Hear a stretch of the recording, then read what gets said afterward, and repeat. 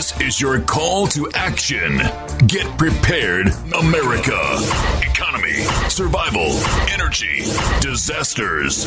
This is USAPrepares.com. Informative radio, educational radio. Interact now by emailing instructor@USAPrepares.com or text at 434-390-7953. Class, please take your seats. Now, your instructor, Vincent Finelli. Watch the green grass tumble. Everyone all set? Cocked? Locked? You dial set correctly to USAPrepares.com, and we're broadcasting live high atop the Missouri Ozark Mountains. And there's a link to all of your instructors on the website, USAPrepares.com. So if you need to revisit something you've heard on this broadcast or share it with friends and family, you may. Just go to USAPrepares.com. Converging threats, confronted daily. I'm your instructor, Vincent Finelli. Alex is at the controls in Minnesota. And, wow, what a meet-up last night. Jeez. Jeff Maddox was there. He's our beekeeping instructor, and he taught us about raising bees inside the city limits, and maybe we can even get away with it. It's against zoning, but that's only a suggestion, right? We're not going to let zoning suggestions get involved with us raising food. And John Reagan talked about the economy. We had a presentation, a few short videos on what's really happening in the country and what we're headed for. And we had a little presentation on the LED lighting system that I'm putting in the farm, and I shared that, and I can't believe it. So many people were interested in this LED lighting system that I explained how I was doing it with these LED strips for 12 volts, and they decided they wanted some. So I told them that I was able to get the strips at $6.85 a piece for 5 meters worth of LEDs. They ordered, the meetup group ordered 128 rolls of 5 meter strips of LEDs because they want to experiment also. So I'll put that on the website as I take some pictures of how this works. It looks like you'll be able to provide lighting for probably your whole house for around $200. Life expectancy, 50,000 hours. Today's class is going to be really interesting. And you're going to meet our newest instructor, Brandy Brogdon. And Brandy is going to teach us about more energy, feeling better, living better, losing weight, and what it is like traveling with Dr. Joel Wallach, and you know who he is. Dead doctors don't lie. Welcome, Brandy. Thank you so much, Vincent, for having me. Can you hear me okay? I can, and I'm just thinking, you and Dr. Joel Wallach were in the studio at KWTO in the afternoon broadcast with us, and he's a hoot. Yes, sir, he is. He's quite the fella at 74. We'll be 74 the 1st of June, and running with him through an airport, people say that Dr. Wallach never gets any exercise. Well, I need to tell them they need to travel with him for one day.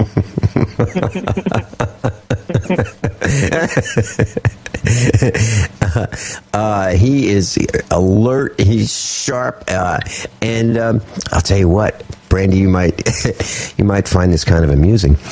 I was chatting with one of the owners of Ziggy's, actually the main owner of Ziggy's, the hangout where we have our Monday night meetup.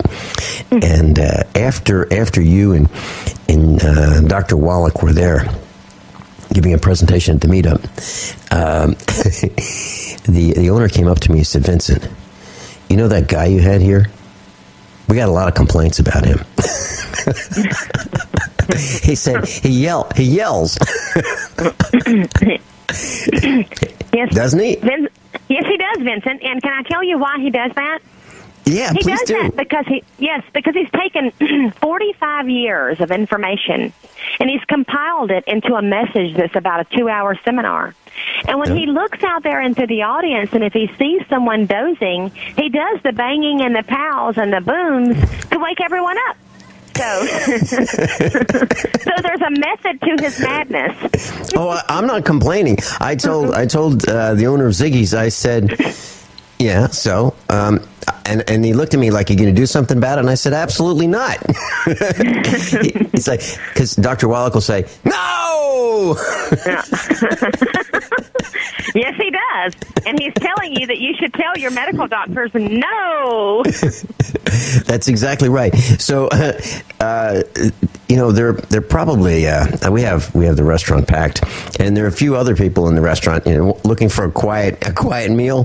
Forget it. It's not going to happen. So I let the owner of Ziggy's know that there's nothing I can do about it, and there's nothing I want to do about it. And I think it's a great seminar that he has, and I like it when he yells. As a matter of fact, the first time I heard him was at the Get Prepared Expo. The first time I heard him yell, he was in the seminar room, and I was outside the seminar room. I couldn't believe it. I had to stick my head in. I didn't know what was going on, but he was making sure everybody was paying attention. So, Brandy, you are the presidential marketing director of Youngevity, and you get a chance to meet a lot of people. When you're at the Get Prepared Expo, you talk to people, and I would imagine that some of the people whom you meet are interested in feeling better, looking better, having more energy, being more like us. Is that true? Absolutely, Vincent. Every day I meet someone that's working to overcome some sort of health challenge. At the expos, I do love doing your expos because the guys there, they're not waiting on the government, and they're certainly not waiting on FEMA to bring them, a loaf of bread. And they are always looking to take charge of their health, getting off prescription medications. They're looking to educate themselves that if, Big Pharma does go down, how can they take better care of themselves, getting off those prescription meds, and looking to doing it from their own way, not necessarily the government's way, by sending you to every doctor known to man, and they don't ever fix anything. Well, that's a good point. They are looking, our students, our class, even our instructors, so all of us are looking forward to taking care of our own health. And I've said on the air many times that when I go to see my doctor, which is maybe once a year, and I walk in and I say hi, let me stick out my tongue, I'll look at my eyes, I'll look at my ears, and I'll say, okay, we'll get you all set for next year. We'll have you come back in. I go, is there anything I should be doing? No, I think you're doing fine. Should I change anything in my diet? No, I think you're doing fine. Should I take any supplements? No, you get all the supplements you need in the food that you eat. Okay. Anything else I should know about? No, you're doing fine. See you next year. That's kind of like my doctor's appointment. And this particular doctor is associated with a hospital in Springfield, Missouri. There are two very large hospitals, and he's with one of them. And believe it or not, that's really how my annual checkup goes. I mean, it really is like, well, I get on the scale, and other than that, that's how it goes. He'll ask me how I'm feeling. I'll tell him I'm feeling fine. And but he never says, "Hey, how about some supplements?" He doesn't ask me if I'm taking any supplements. Exactly. Well, Vincent, you're one of the lucky ones, hon. I've seen so many people go into doctor's office carrying literally garbage bags or gallon Ziploc baggies full of prescription medications, 27, 30 prescriptions, to be at fact. I've seen one lady the other day. I went with my mother back about 3 months ago when I was home in Georgia, and a lady walked into to her doctor's office, and she had 2 gallon Ziploc baggies. And, they're always looking to add one more. And, this is just my personal own philosophy, but I believe when the good Lord made us, if you go back to the Bible and read it, it says that he made us from dust and a bone. And to me, dust is minerals. I've been to the mineral mines where Dr. Wallach gets his minerals. And actually, the very first time I ever went there, I stepped out of that bus onto that ground, and little plumes of dust came up around my feet. And I thought, wow. So and it had been a while since I had a new pair of tennis shoes, so I stepped back onto the bus and tied some Walmart bags around my shoes to keep them from getting dirty. And everybody at the time thought, wow, you're a very smart lady. And I thought, well, I'm a stay-at-home mom, and I've had a new pair of tennis shoes in 5 years, so I got to take good care of these ones I have on. Now, of course, I didn't tell everyone that. My financial situation at the time wasn't very well. But anyway, to make a long story short, those little plumes of dust just really resonated with me. And I've seen so many things change, Vincent. I've seen genetic markers where babies 3 months old have been diagnosed with cystic fibrosis, get on Dr. Wallach's products within just a few months. That genetic marker is completely reversed. I've seen little boys that have been 9 years old, and if 7 of those 9 years have had leukemia, and they do not no longer have it after being on Dr. Wallach's products for a while. I've seen macular degeneration, people that have been legally blind for 10, 12 years, reverse that after 90 days. Yes, the protocols that Dr. Wallach lays out sometimes are a little rigorous.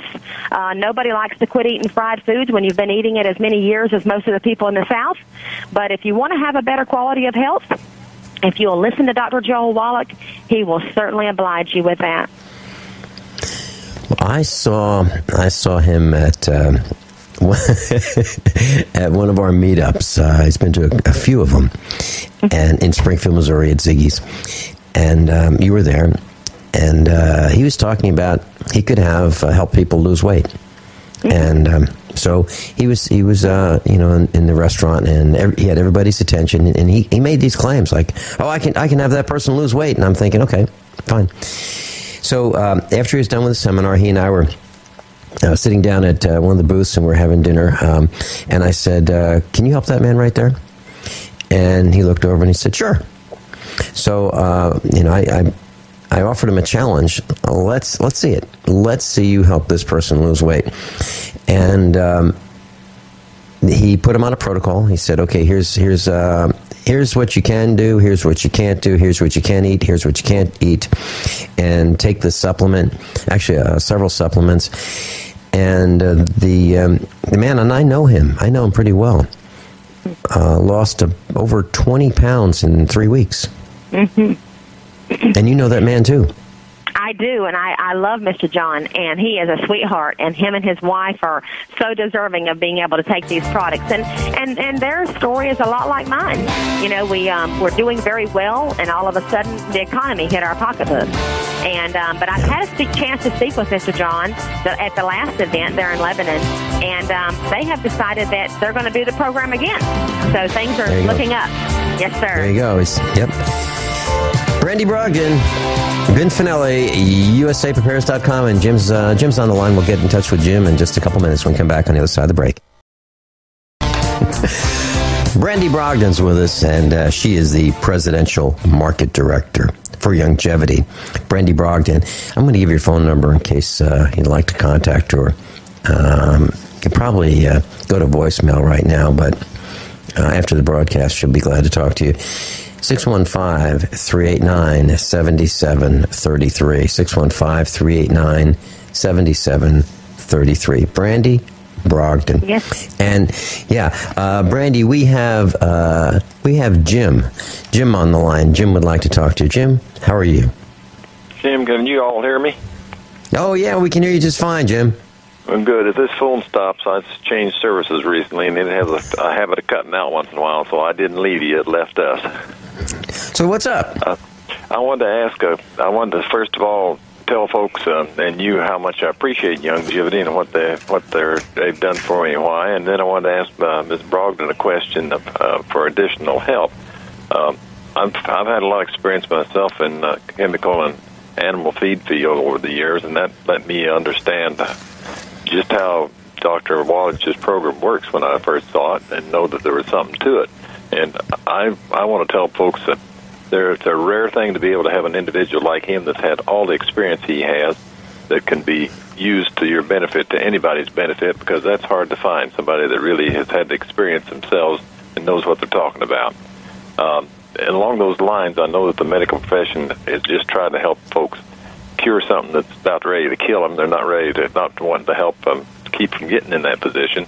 But when you're trying to help yourself nutritionally, I want to know if there's some areas, once you're using the longevity products, if there's some areas where we can get questions answered as far as what nutritionally is good as far as our foods to use and things, lifestyles that we're doing, that we don't have to burden Dr. Wallach or Brandy Brogdon with all the work they have to do with going to them directly to get the help. Is there any place that the company has set up that we can use for that? Well, Mr. Jim, that's a great question. And on my personal website, Give Doc 90 Days, it's give, Give.doc, the number 90 days, DAYS.com. There is a good food, bad food list, the things that we should stay away from, including gluten. And there's probably also the list on there that have the many foods that gluten will hide itself in. So you can take a look over there at Give Doc 90 Days and find the good food, bad food list and the many products that gluten has found itself in. That ought to help a lot. I know it will for me. And at our meetups, Mr. Jim, if you've noticed here in the last couple times that we've gotten together, I've actually started bringing that sheet. There's so many people that just are not aware of how bad fried foods are for us and not aware of how bad olive oil is for us.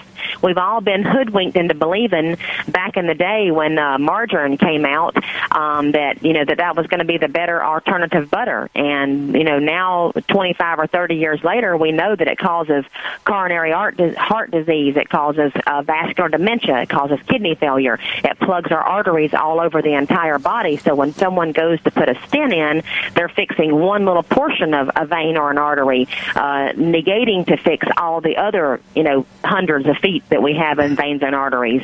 And the one thing about Dr. Wallach's program is when you're cleaning out the veins and arteries in one part of the body, it does it all over the body, not just in one little area.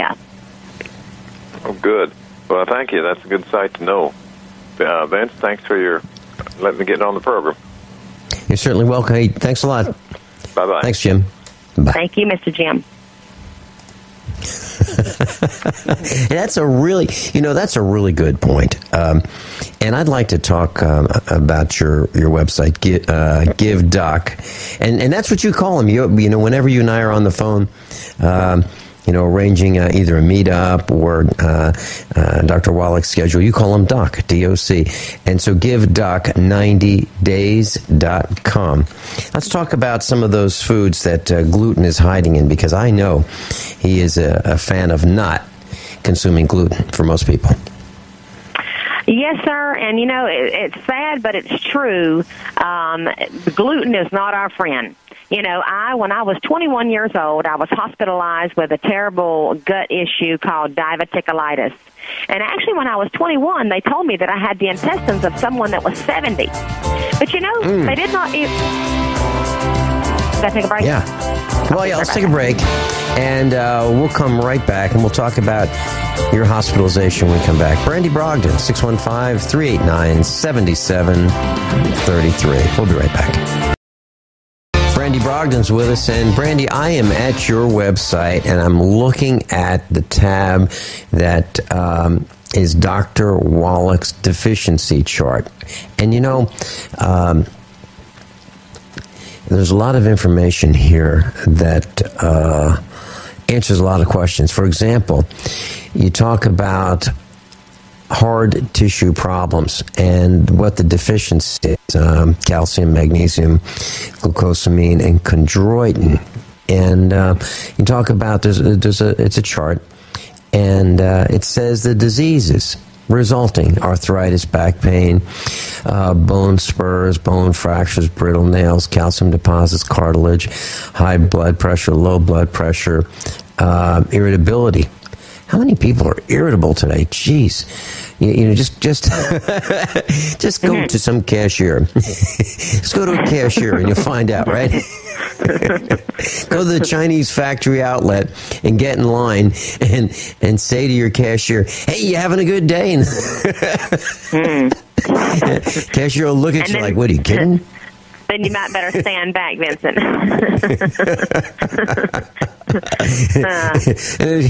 Then if you do what I do and you don't sign your cards, your credit cards, boy, oh boy, you're in for a rough ride. It's like, hey, you didn't sign your card. But no, I believe that people are more irritable today than they have been in my entire life. I think people are just more grumpy than they've ever been before. And I don't think they feel well. I think it's part of the economy. I think they don't feel well. I don't think they're eating well. I don't think they're eating right. I don't think they're eating the right foods. I think they're worrying, and it's like an assault on the body. And I think it's making people not healthy and grumpy. And Brandy, as you travel, you get a chance to see a lot of people. When you come to the expo, you see thousands of them. When you travel to these events, you see thousands of people. What are they saying to you? Are there a few key topics that they're interested in addressing? Yes, Vincent, there are, and people are looking for better health. They're tired, they're sick and tired of being sick and tired. They're tired of adding one more prescription every time they go to the doctor. They're tired of the cost of drugs going up. So they come to my booth and they say, I've been dealing with this disease for 25 years. I heard that Dr. Wallach has a plan that I may be able to get rid of this. Would you share that with me? And I tell you, I see more of it every day. We send our little babies off to school, which this is one of the things that kind of rubs me the wrong way. We have our babies, and we're giving them Enfamil, or Similac, which to me seems to lack everything. Latest in the news, which was about 3 weeks ago, the baby food companies are going to begin to require, or the FDA is going to begin to require that the baby food companies put selenium in their baby food. Well, if you think about this, you go get you a can of dog food, and you go over there to the baby formula aisle, and you compare the nutrients that a dog is going to get versus the nutrients that your baby is going to get. And I'm going to tell you, you're going to be highly upset because the dog is going to get 100% of everything he needs for the day, and your baby is going to get about 20%. Well, then we get our babies, and they get past the Enfamil stage, and the next thing we're going to do is give them some finger foods. And that'll be a little bit of macaroni and cheese, or a piece of fried chicken nugget, or some Cheerios cereals, or some little gummy bears. And all those things are wonderful flavor, but they have no nutritional qualities in them. And you can't build a brain with a little baby. You can't build a brain for an older person without having some good animal protein, some good eggs in there. And then we send our little babies off to school, and they're 5 years old, and they've been playing around the house and jumping over the couches and watching TV and seeing SpongeBob. And then all of a sudden, the baby can't sit in school because when he got up this morning, he had a Pop-Tart, then he had some apple juice, and he had a little bit of fruit before he left for school. Well, that was 3 bellies full of sugar. Well, then when he gets to school, he's jumping all over the classroom, and the teacher, like you just said, is not in a very good mood. And she's like, I think your baby needs to be on Ritalin. Well, then they put the baby on something to calm him down. Well, then whenever he's a young teen, he's tired of being lethargic, and he wants something to speed him up. And then they give him a pill to speed him up, and then by the time he's 18, he needs something for depression. And then by the time he's 25, he's still in your Lartabs or your nerve pills out of your cabinet, and at 45, he's living back at home because he's been chemically dependent on drugs his entire life, and he can't function in society. And how do I know that story so well? Because I have 7 brothers, and out of those 7, a couple of them are like that. So, guys, let me tell you something. If you've got a child that's struggling with being able to focus and pay attention, get him on the 90 essential nutrients, 60 minerals, 16 vitamins, 12 amino acids, and 3 fatty acids. And you fill that little baby full of some good animal protein and some eggs, and get away from using olive oil and fried chicken and chicken nuggets and macaroni and cheese, because you can't grow any of that. It doesn't grow up out of the ground. There's no good nutrition in any of that stuff, and what little bit of nutrition that is left in our food today is very minimal. But you get your baby on some good supplements, and you allow that baby to thrive versus struggle through his entire life, and you will see a different child. Wow. I guess we hit your button, huh? Well, that was sorry great. about that, Vincent. That was absolutely fabulous. Seriously. And when you mentioned macaroni and cheese, it brought back a memory, and I mentioned it probably once on the broadcast classroom, that I had a really dear friend in Virginia, and she and I were about the same age. And she did not eat very well. One day we went to a restaurant, and she and I stopped for lunch, and she was my customer. I was designing a computer network for her organization, and so I took her out to eat. And we went to a buffet, and she loaded up on macaroni and cheese. And I can hear her very clearly saying, "Yeah, I got to have this stick to the ribs kind of stuff." Now, Brandy, she was not overweight. She was probably my size, and let's say she was maybe 100 she was smaller. Let's say she was 125 pounds. Let's say she was 5'6", and so she was kind of lean, and she had to stick to the ribs kinds of food. And I believe that her digestive system wasn't able to take the nutrients out of the food because of the plaque and so forth in her digestive system. But she died. She died really early. She died probably in her 50s, and it's horrible. It's absolutely horrible. Oh my goodness, I've got chills, hon. And you probably hit something spot on, and you don't even know you don't even know that you did it. And what I mean by that is you noticed her say that, "I've got to have this stick to the ribs kind of food." She felt like if she didn't get something that was kind of that soft and creamy and warm and fuzzy food, that she really wasn't doing her body any justice. That's right. That's what she felt.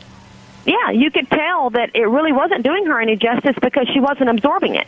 And, Right. Believe it or not, you and her both probably knew something the doctors didn't even know, and that was her body probably wasn't doing very well on gluten.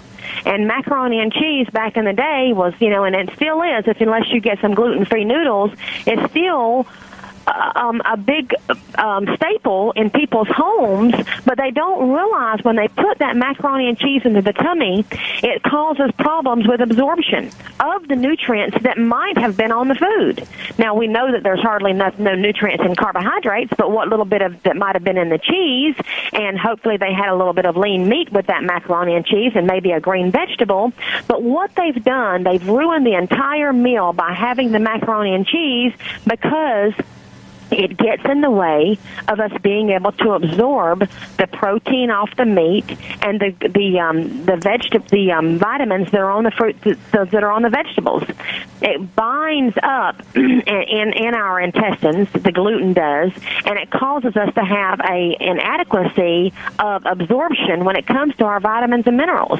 And that's the reason Dr. Wallach, even though he tells you to take the Healthy Start Pack, he throws it in there about no gluten and no vegetable oils and no mayonnaise and salad dressing because gluten is causing such a huge problem. The Mayo Clinic says that it's about 1/3 of the people. But Vincent, doing all the expos that I do and all the traveling with Dr. Wallach that I do, I would have to say that it's probably closer to 2/3 of the population that actually have a gluten intolerance. Wow. Let me ask you this. You mentioned salad dressing, and I've heard Dr. Joel Wallach say, no salad dressing, no salad dressing, no salad dressing. Why is he saying it? Because of the oils or because of the preservatives? It is the oils.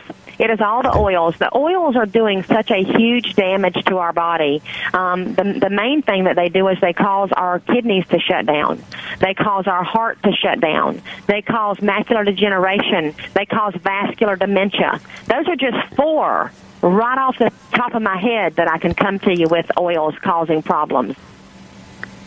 If you think about this, think about this on an apple really quick.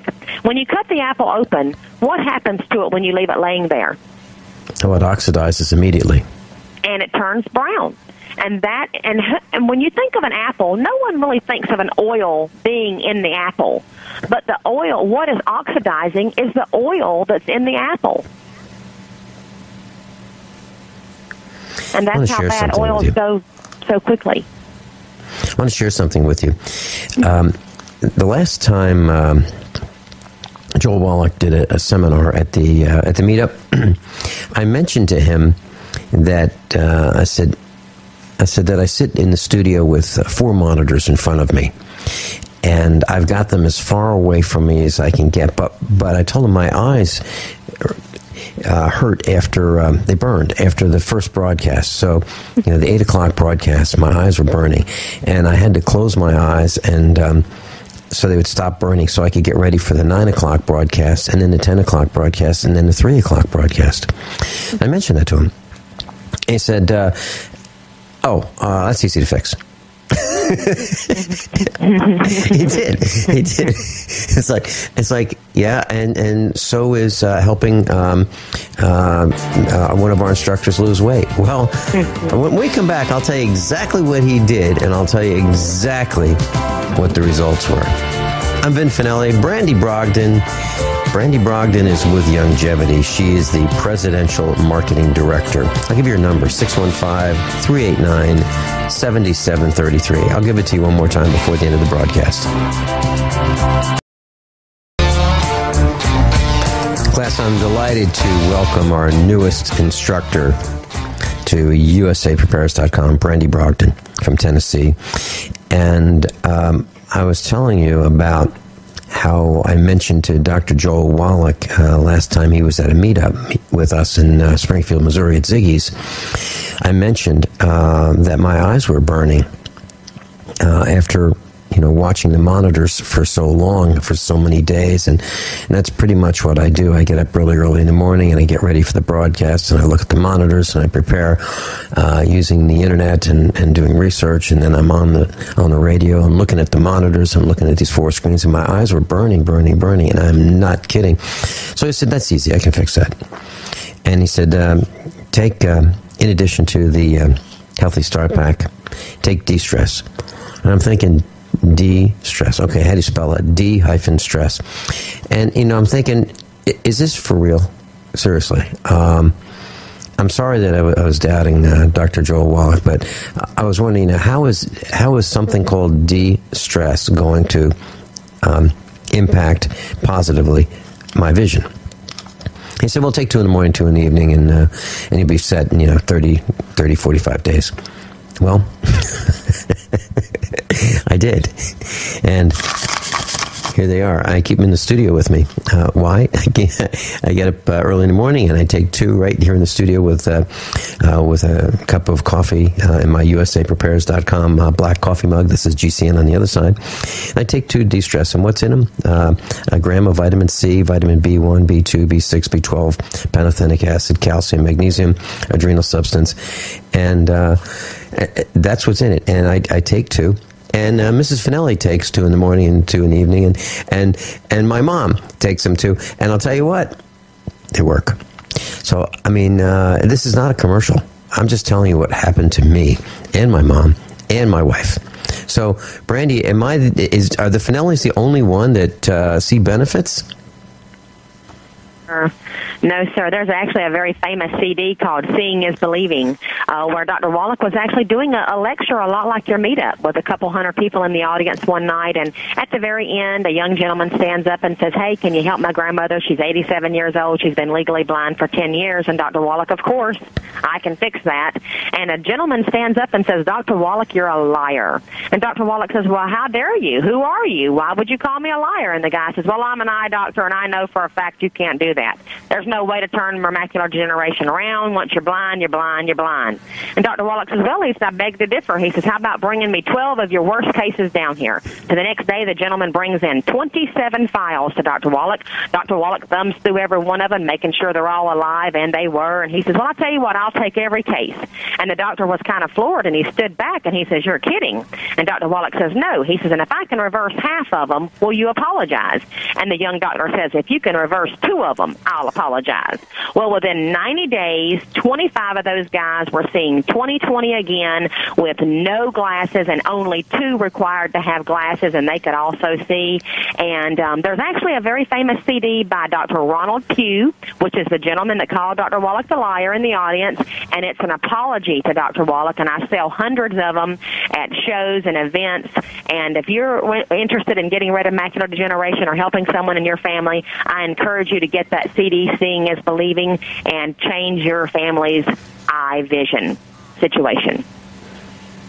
Well, I really want to say that, Now, I believe that my eyes have improved. I'm not at 20/20, but there's no question that my vision has dramatically improved. I still wear glasses, but I used to wear them more, and it seemed like, I'll tell you what happened, Brandy, it seemed like I needed a stronger and stronger and stronger and stronger set of glasses for reading, and that is no longer the case. I don't need them any stronger, and actually I think I can back down from where I've been. And Dr. Wallach said the same thing happened to him, that after he took it, maybe for 6 months, his eye doctor said he needed to reduce his prescription. Brandy Brogdon, and I'm going to give you the number, 615-389-7733. 615-389-7733. You can call her right now. Brandy, thanks so much for joining us here at USAPreparedness.com. Our newest Vincent, it was my Brandy pleasure. Thank you so much, Brandy, Vincent. Have a blessed day. Hey, we're going to see you at the Expo, and that's coming up July 19, 20, and 21. Yes, sir. And Dr. Wallach will be there with me. Hey, that sounds great. Brandy, thanks so much for being with us. Coming up next, Joel Johnson. We're going to talk about crisis intervention. Joel Johnson, KodiakSurvivalGear.com. You know him as the real MacGyver. He's coming up next. Everyone all set? Cocked, locked. This is hour number 2 of USAPrepares.com. Joel Johnson's with us. Joel Johnson, you know Joel Johnson from the meetups. You know Joel Johnson from being on the air with us. And you know Joel Johnson from the Get Prepared Expos. He's going to be with us July 19 and 20 and 21 here in the Ozarks, in Lebanon, Missouri. And Joel Johnson has been with us during the Colorado movie massacre. He's been with us at the Sandy Hook Elementary massacre. And, when those events happen, I call him up and I throw overboard whatever the plans were to discuss whatever we were going to do. And I call Joel, and on the air he comes with me, and we talk about what happened. Why? Because Joel Johnson was a detective. And he is also involved in crisis intervention. Joel Johnson is the kind of guy that he's one of those people that when you call a suicide hotline, he's there to be on the other end of the phone, and he is to help talk you through that very, very serious time in a person's life, whether it be your life or a loved one's life. So we know Joel Johnson as the real MacGyver, and we know Joel Johnson as the invisible invention guy, and we know Joel Johnson as a real fun guy at the Get Prepared Expo who teaches us how to look way outside the box and see things from a different perspective. And today we're going to talk about crisis intervention. Welcome, Joel Johnson. Thank you, Vinny. It's great to be here today. Basically, I'm just a guy that can't decide what he wants to be when he grows up. So Hey, yeah, Joel, that might be a few short words that describe just about all of us at USAPrepares.com, including me. I mean, I was at KWTO about a week and a half ago, and one of the engineers came up to me and he said, I listened to your show and in the afternoons, and he said, what do you want to do 5 years from now? And I said, I don't know. He thought I should have a plan, Seriously, he thought I should have a plan. He goes, you want to keep doing this? I said, I don't know. He said, do you want to take it to the next level? And I said, I don't know, I guess. And I said, I've been formally trained to plan.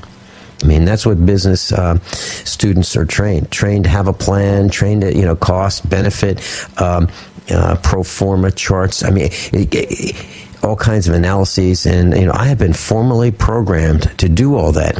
And yet, I don't do any of that. I really don't. I run our operation by estimation. I really do, and so I don't have all these plans.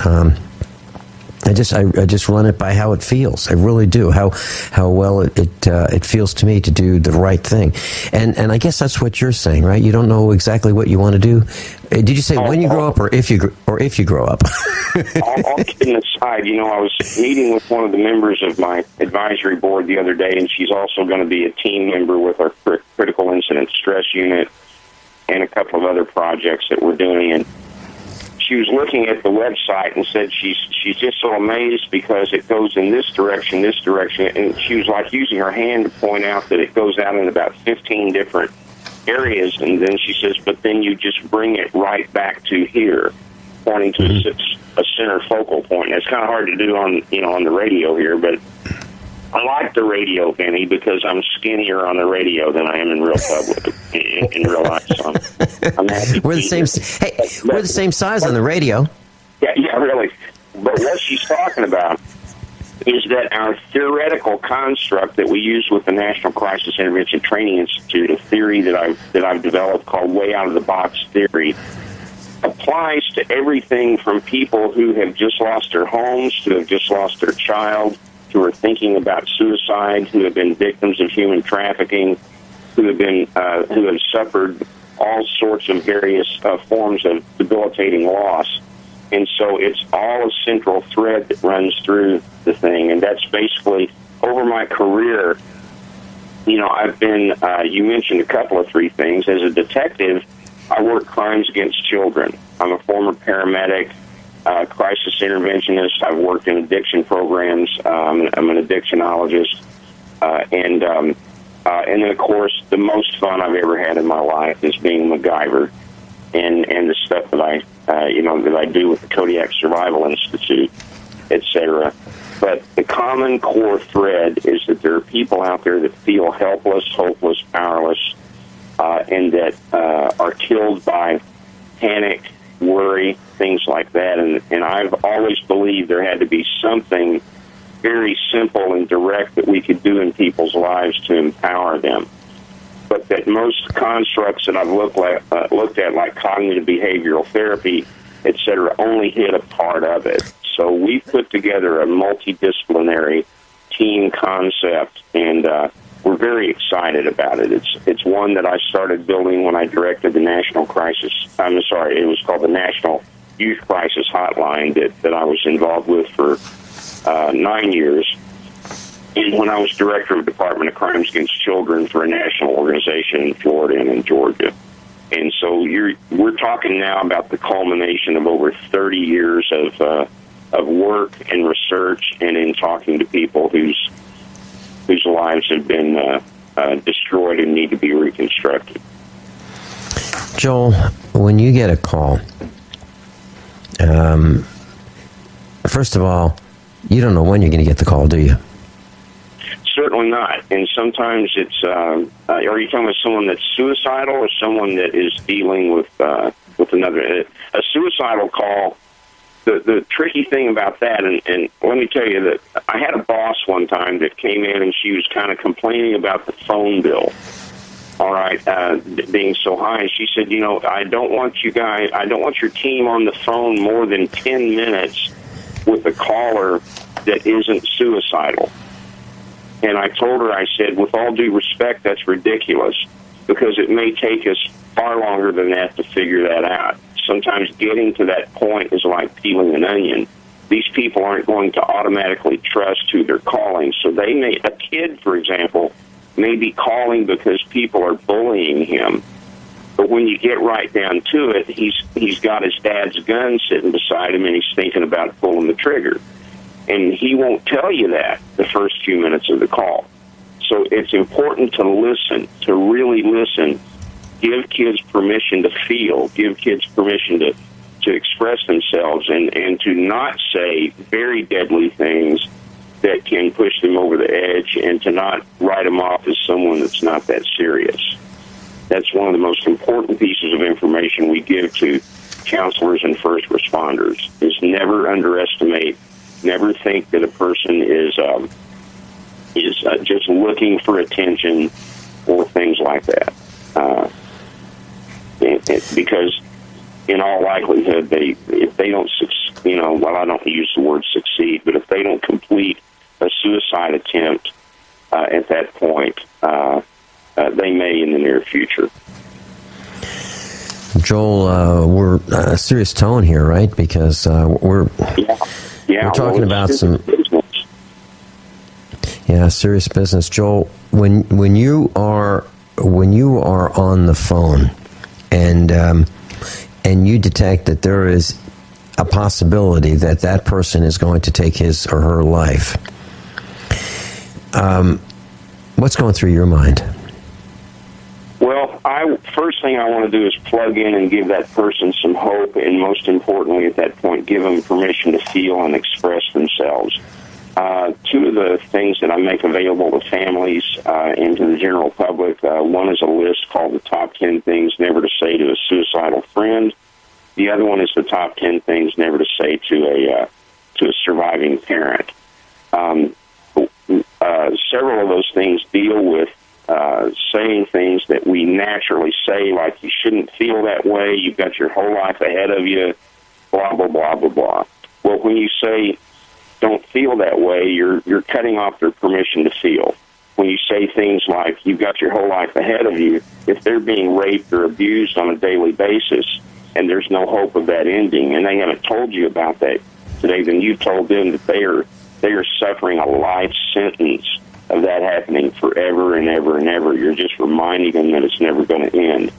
So we need to be extremely careful, not just in what we say to people, but how we say. And it's real complicated to do over the phone because 90% of what people say to us, they say paraverbally and nonverbally. They say it with their expressions, their voice inflections, etc. So if we're just listening to the words, we're already limited on the telephone because they're not in front of us.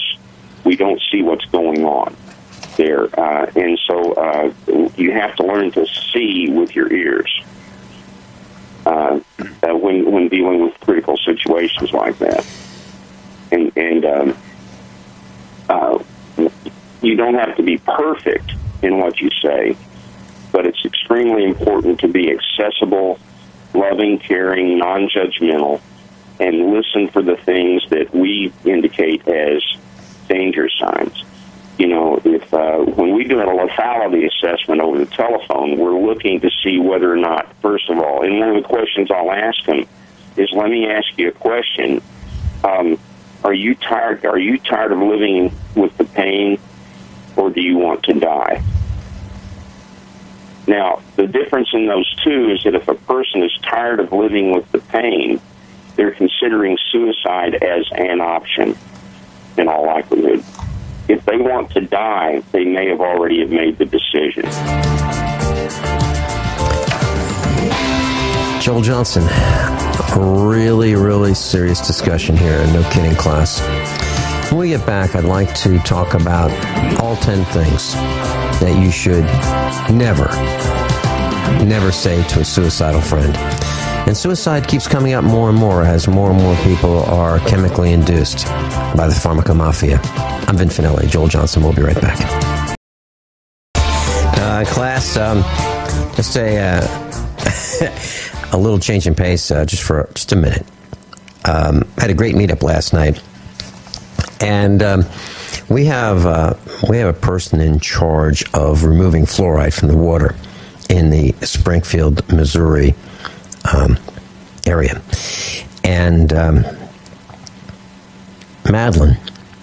Madeline Frazier is her name, and she's adopted this cause, and we are going to get fluoride out of the Springfield community water supply. And so instead of meeting at Ziggy's next Monday, we're not meeting at Ziggy's next Monday. We're not having a meetup at the restaurant. We're taking a field trip. Oh, great. We are going to introduce ourselves to City Hall. There's a city council meeting next Monday. So about 110 of us or more are going to introduce ourselves to the city council. And they're going to strip us of our guns and our knives and our fingernail clippers and stuff. And we're going to go and say hello. And now we're going to, class, I want you to behave. So when we are at City Hall. At least they can't arrest you for unlawful assembly if you're going to the council meeting. But I'll be there to bond you out, Vinny. Well, Greg Burris is really not happy with me because I've got a sign right here in the studio. It says, fire Greg Burris, 417-864-1001. I tell people to call him, tell him he's fired for poisoning us with fluoride. But we're going to have our entire class that comes to Ziggy's and some extra guests that want to learn what we are like. So we're going on a field trip next Monday, 6:30 to City Hall. And we're going to introduce ourselves to City Council and the City Manager. And I think they're going to enjoy meeting each and every one of us. Now, please, class, do not stare. It's not polite. Don't point at people. Use your indoor voice. Oh, boy. I think what I'll do is I'll send out a press release that USA Prepares is going on a field trip to City Hall. I wonder if we make the TV news. But anyway, I just want to share that with you. So no meetup next Monday at Ziggy's. The meetup is a field trip at City Hall, Springfield, Missouri, at the City Council meeting, 6:30. Joel, top 10 things never to say to a suicidal friend. Can we go down the list, please? Sure. Cheer up, you have your whole life ahead of you. We've already kind of talked about that one. Right. If you really want to slash your wrist and do it right, you should cut vertically instead of horizontally. Now, let me explain, first of all, that these top 10 things are things that every last one of them I've heard said by a first responder to a suicidal person. You ought to be able to think a better way to deal with this than suicide. Why haven't you tried this, or this? If you wanted to get attention, you certainly are going about it the wrong or the right way. If I were you, I would blank. Don't say that. I'm sure that your parents love you very much. I hope you're not thinking about hurting yourself, are you? That would be a stupid thing to do. Have you been thinking about suicide, which is appropriate to say to a person suspected of being self-destructive? I mean, it's a very different than saying, have you been thinking about suicide? Saying, I hope you're not thinking about hurting yourself is very different, is what I'm saying, than saying, have you been thinking about suicide? Is that all that's bothering you? That's nothing. Lots of people have problems worse than yours. You shouldn't feel like that. You'll feel better tomorrow. You need to just snap out of it, pick yourself up, and go on. If I were you, I'd just forget about it and get on with your life. Those types of things, Benny. Now they're solid. Now, what's wrong? What's wrong with some of those? Why don't you just snap out of it? I mean, what's wrong with saying that, Joel? Okay, have you ever? If you think of a person whose feet are sunk in concrete, okay, it's like trying to ask them to defy gravity. They may be clinically depressed. It's not something that they can just pull out. Joel, your audio's muffled. Joel, your audio's muffled. See if you can fix it when we come back on the other side of this break. I'm Vin Finelli, and I'd like to know what's wrong with just saying, hey, just snap out of it. I'm Vin Finelli, Joel Johnson, Crisis Intervention. We'll be right back. I'm scratching my head now. News report, a traveler from Saudi Arabia is arrested at the Detroit Metro Airport because he was traveling with a pressure cooker. I got one here. I just bought it. Got one here at the farm. Yeah, I got my pressure cooker right here at the farm, and we're going to be doing some canning with it. So we're out of control. Absolutely out of control. Pressure cookers now are considered. items that can be used for making bombs. Gee whiz.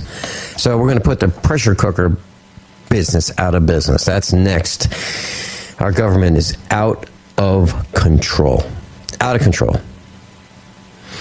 Joel Johnson, just snap out of it. Please tell us what's wrong with saying that, because I have a feeling that there are a lot of people who were easily ready to say, you need to just snap out of it, pick yourself up, forget about this, get on with the rest of your life. It's so easy to say. Joel, what's wrong with that?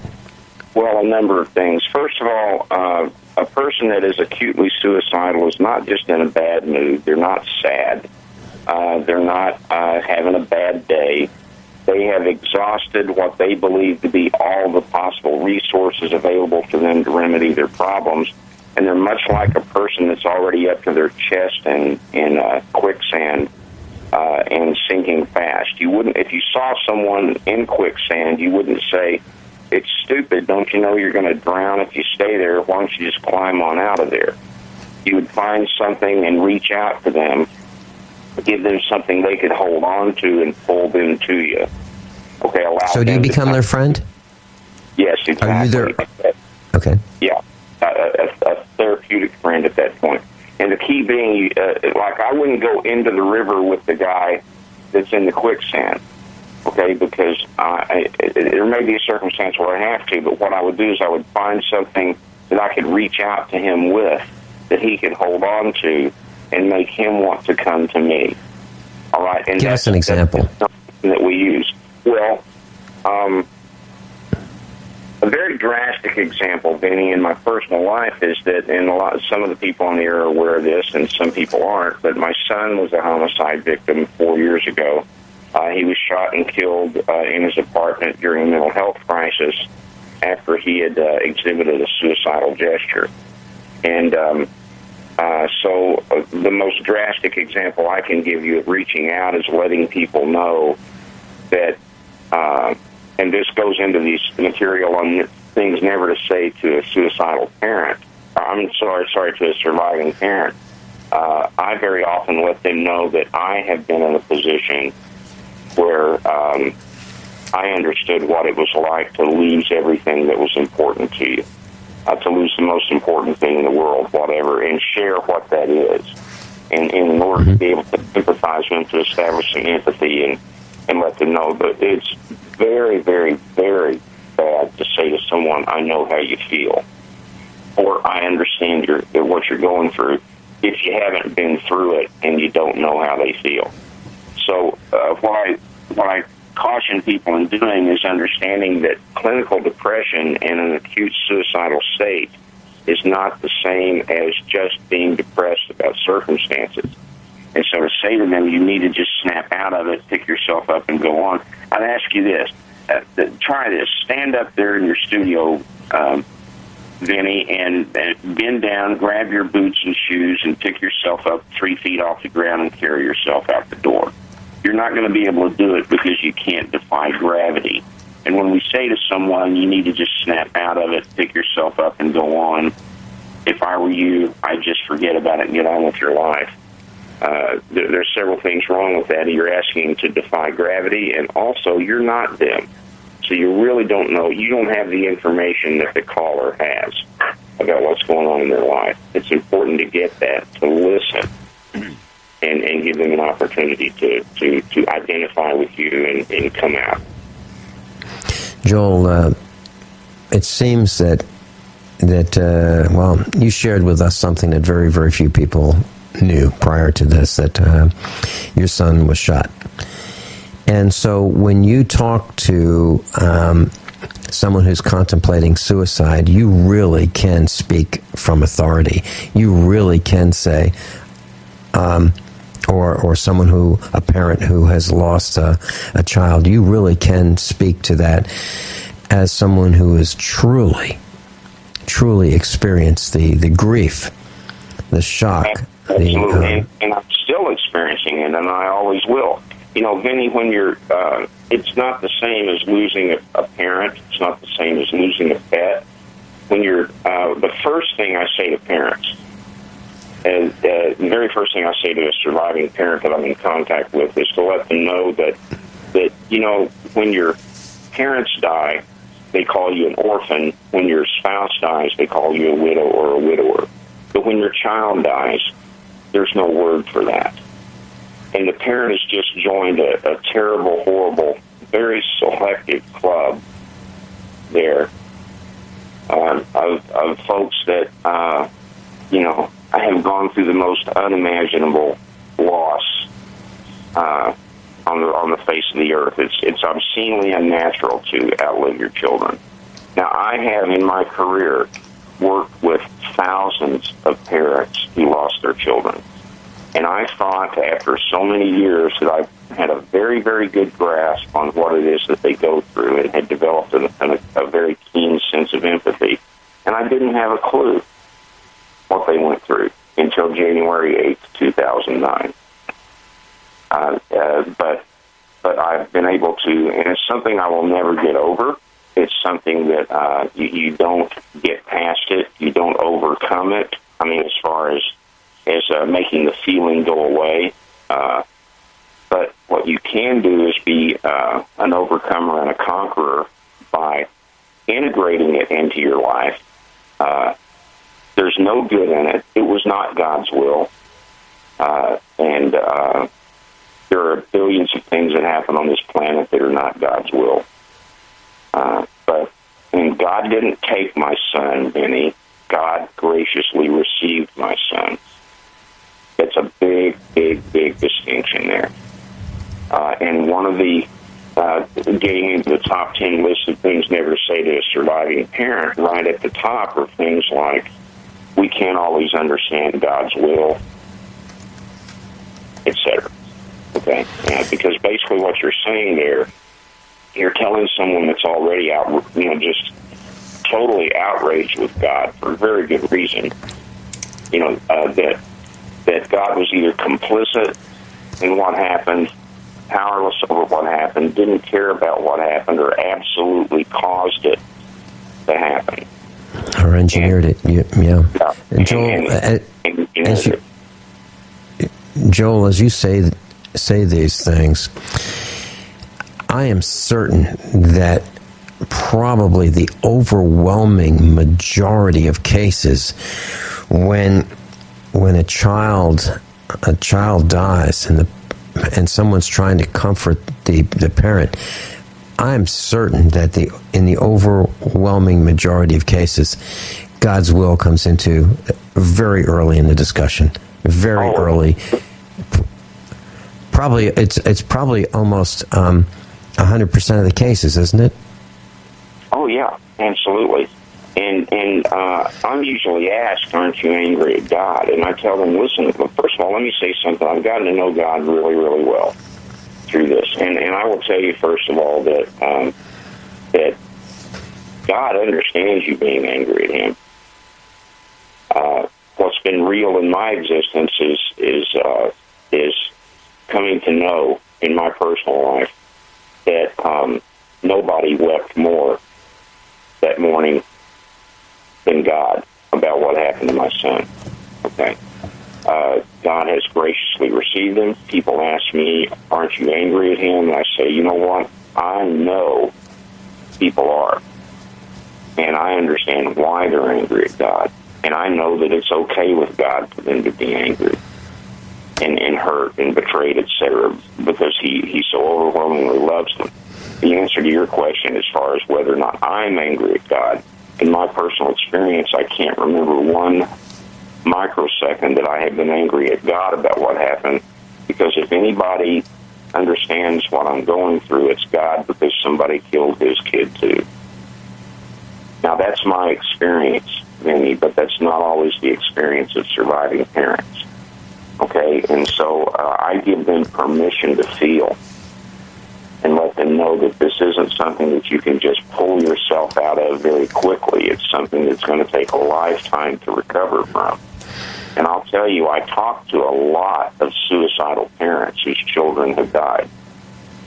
It's one of the top ranking numbers as far as the types of calls I get now. And I understand that. I understand what it's like to want to go be with your kid. You know, it's just overwhelming. But I also know that so much tremendous good is coming out of what the horrible, terrible, ugly thing that happened to my son. Okay, and that's what he would have wanted. Adam was a young man who he was a busker. He played in the streets, played his guitar in the streets. But what he would do with his money that he made, he'd spend some of it on himself, but he would always take some of it and feed a homeless or a hungry person. He was very involved in the ministry to the homeless, and he was involved in church. He was just a great guy. He grew up. When he was with me, he was usually with me at work as well. He spent hours and hours and hours with me in my office listening to me talk to suicidal kids. I can't tell you how many times he called me. In fact, it's a title of a chapter in the book I'm writing called The Notes of Adam's Song. When Adam called me and said, "Dad, I've got this." Tell you what, Joel, hold that thought and tell us what Adam said when we come back. It's not often that I'm speechless.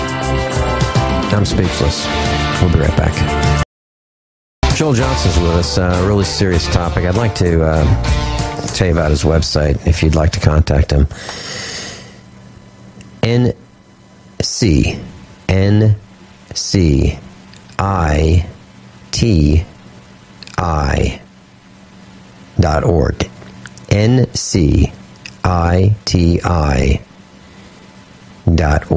NCITI.org. And it stands for National Crisis Intervention Training Institute. National Crisis Intervention Training Institute.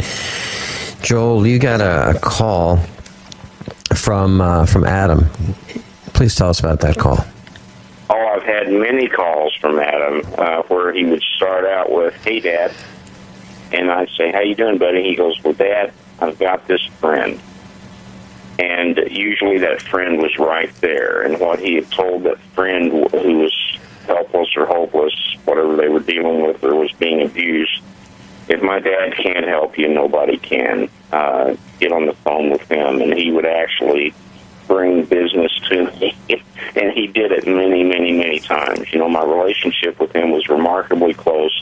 He grew up helping me and was sitting there beside me, listening to me to deal with suicidal children for many years. He was just a remarkable young man. My point being that he knew exactly what to do, but that particular morning that he died, Vinny, he'd been up for 26 hours. He had a little bit of alcohol in him that didn't mix with his meds. He'd been treated for anxiety and depression and was on 3 different meds. He had a catalytic, very, very bad argument with the young lady he was with that morning that he thought he was never going to get to see her again, and he snapped, and he engaged in some self-mutilated behavior, scratching on his wrist with a knife, and that ended up leading to his death. She didn't call me. She didn't call his mother. She called his roommate, who called 911 on his way home, and a young police officer arrived, and meaning well, went in without backup, said what he probably thought was the right thing to say, and ended up taking Adam's life. It was over in about 90 seconds. What I know Adam would want me to do right now, though, Vinny, rather than eulogizing him and talking about him more, is kind of explaining, because I know we just have a few minutes, basically what we do as far as lethality assessment, because there's some important points in there that are relevant to the listeners today. The thing we do in the process with them is start recognizing and listening for the suicidal danger signs, and building a relationship with them and trust, and giving them permission to discuss anything as well as giving them permission to discuss suicide. A lot of people believe that you should never say to someone, well, are you thinking about suicide? Because it'll be like putting the thought in their head. When absolutely you should ask that. Just don't sell it. Don't say, hey, have you thought about suicide? Just say, have you been thinking about taking your own life? Because it gives them permission to discuss it. Okay, and give them permission to discuss anything. One of my counselors one time was a little bit offended by a sexual innuendo that a caller made, and in counseling with them about how to deal with the call, I let them know, rather than cutting someone off and say, you really shouldn't be talking like that on the phone, I said, what if the reason for their call is that they're dealing with some sort of sexual shame? If you've just told them that there are certain topics that are taboo that you won't talk about or listen to, you've cut off a resource for them. So looking for prevalent danger signs, history, things like that. But that's a professional assessment that's done. The callers, what they need to know is that they don't have to be absolutely perfect in what they say. It's most important, though, to know what not to say, to be there and to get them to the help that they need. And not underestimate their thoughts about suicide ever. Well, Joel Johnson's been with us. NCITI.org, National Crisis Intervention Training Institute. Joel Johnson, very, very sobering topic. We'll have to do this again. We have to get deeper into this. Joel, maybe we should do a seminar on this at the Get Prepared Expo, because I would love to. It's serious. Class, above all, honesty and integrity. What happens next is up to you.